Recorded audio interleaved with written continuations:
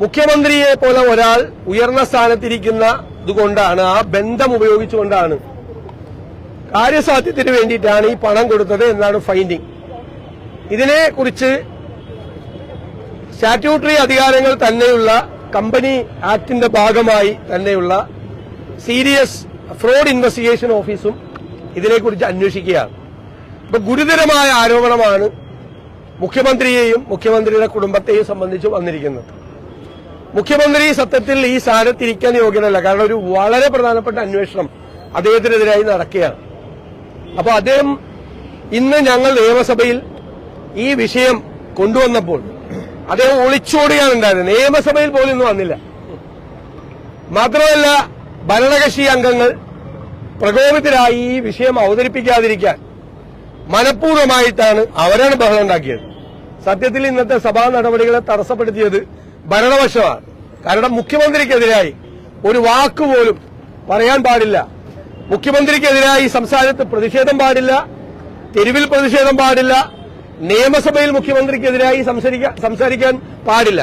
അപ്പൊ പ്രതിപക്ഷത്തിന്റെ എല്ലാ അവകാശങ്ങളെയും റോട്ടിൽ അടിച്ചമർത്തുകയും നിയമസഭയിൽ നിഷേധിക്കപ്പെടുകയും ചെയ്യാം. അതിൽ പ്രതിഷേധിച്ചുകൊണ്ടാണ് ഞങ്ങൾ ഇന്ന് നിയമസഭാ നടപടികൾ ഞങ്ങൾ പൂർണ്ണമായി ഇന്ന് ബഹിഷ്കരിച്ചത്. ഗുരുതരമായ ഈ ആരോപണങ്ങൾ തീർച്ചയായിട്ടും മുഖ്യമന്ത്രി അതിനെക്കുറിച്ച് ഒരു മറുപടിയും പറഞ്ഞില്ല.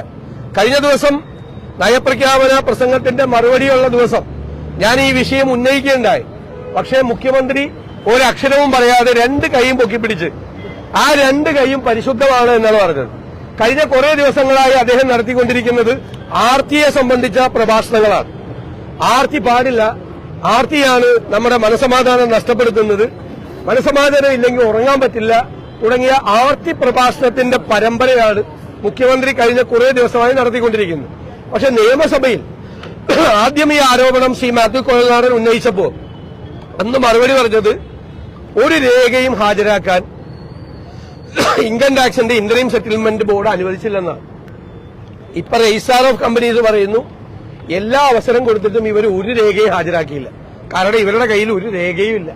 അപ്പൊ മുഖ്യമന്ത്രി നിയമസഭയിൽ പറഞ്ഞത് പച്ചക്കള്ളമാണ് എന്ന് ഞങ്ങൾ വ്യക്തമായ തെളിവുകളോടുകൂടി ഈ രണ്ട് ഫൈൻഡിങ്ങും താരതമ്യപ്പെടുത്തിക്കൊണ്ട് പറഞ്ഞു. അപ്പൊ മുഖ്യമന്ത്രിക്ക് മറുപടി ഇല്ലാത്തതുകൊണ്ടാണ് രണ്ട് കൈയും പൊക്കി രണ്ട് കൈയും പരിശുദ്ധമാണ് എന്ന് പറഞ്ഞത്. അപ്പോൾ ഇത് വലിയ അഴിമതിയാണ് നടന്നിട്ടുള്ളത്. വലിയ ഈ അധികാരം ദുരുപയോഗപ്പെടുത്തിക്കൊണ്ടിട്ടുള്ള വലിയ അഴിമതിയാണ്.